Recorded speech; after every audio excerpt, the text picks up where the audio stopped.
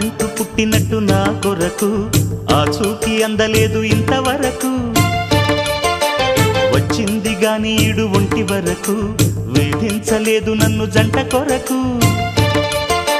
చూశాక ఒక్కసారి ఇంత వెలుగు నా వంక రాను అంది కంటి కునుకు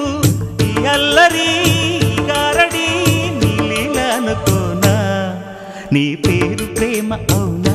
ఇవాళే నిన్ను పోల్చుకున్నా